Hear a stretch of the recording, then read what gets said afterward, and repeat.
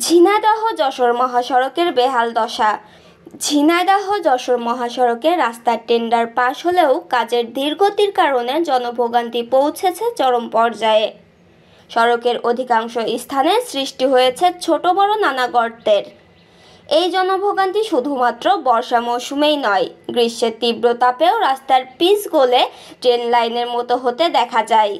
কোনোভাবে যেন এই জনভোগান্তি শেষ হওয়ার নয় বলছিলেন চালকেরা। কখনো গাড়ির চাকা ফেটে যাচ্ছে, কখনো বা গাড়ির বিভিন্ন অংশ ভেঙে যাচ্ছে। তারা বলেন, রাস্তার এই বেহাল দশার কারণে আমরা গাড়ি চালিয়ে কোনোভাবেই শান্তি পাচ্ছি না। কিন্তু আমাদের তো আর কিছু করার নেই, গাড়ি তো চালাতেই হবে, আমরা নিরুপায়।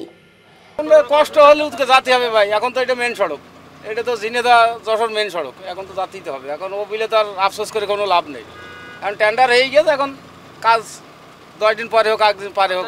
কি সমস্যা আছে রোডে? আমাদের সমস্যা এখন রাস্তায় যেভাবে একটু কমপ্লিট করে দিলে যাওয়া যাবে, তাছাড়া এখন এই গাড়ি ভাঙা শুরু এ ও থাকবে, তাছাড়া আর কি। এখন তো বর্ষার চাপ আসে। রাস্তার কাজ ভালো করে সারিয়ে দিবে কোন সরকারে, নতুন যে সরকার হয়েছে রাস্তার কাজ কাম করতে বলেন, আমরা কিছুই চাচ্ছি না। আমাদের এটাই দাবি, গাড়ির লোকের দাবি এটাই। আমরা গাড়ির টায়ার মার বাস্ট হয়ে যাচ্ছে, পাতি ভাঙে যাচ্ছে, এইগুলো আমাদের একটু জনগণের দেখতে বলেন। ভাঙাচোরা রাস্তাই তো সমস্যা। আপনারা কি চাচ্ছেন এখন? ভালো হলে পরে সবাই চায় এটাই ভালো। গাড়ি চালালে কি শান্তি হচ্ছে? এখন কি শান্তি হয়? ভালো রাস্তা হলে তখন শান্তি হবে। এই রাস্তার জন্য তো দেখছেন পুরো ব্লক হয়ে যাচ্ছে আর কি, এটাই মেন সমস্যা। অবশ্যই সময় ব্যবধান হচ্ছে, আমাদের কষ্ট হচ্ছে। যত তাড়াতাড়ি সম্ভব এটা যদি কিছু একটা করে, এটাই আমাদের জন্য ভালো আর কি।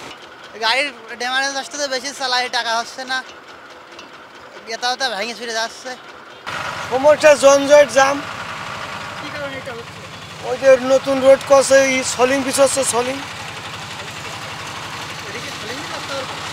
এখন কি হবে তো কিছু বোঝা যাচ্ছে না। 5-6 বার সাইল ইট দিচ্ছে।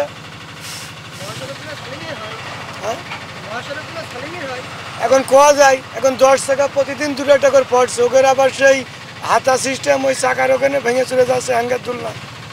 রাস্তায় দীর্ঘ লাইনে অপেক্ষারত যাত্রীরা বলেন, রাস্তার সমস্যার কারণে আমাদের গন্তব্যে পৌঁছাতে রাস্তায় অনেক বেগ পেতে হচ্ছে এবং সময়ের অপচয় হচ্ছে।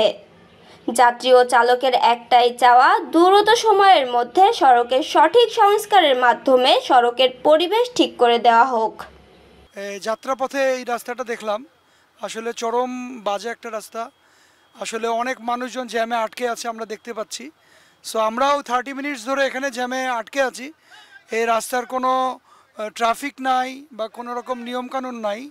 তো আসলে যারা এই এলাকার প্রশাসনের বা সড়ক রোডস অ্যান্ড হাইওয়ের লোকজন আছে, প্লিজ তাদের দৃষ্টি আকর্ষণ করছি যে এই জায়গাগুলো যেন অ্যাটলিস্ট মানুষের ভোগান্তি কম হয়, এতে আমার মনে হয় সবার জন্য ভালো হবে।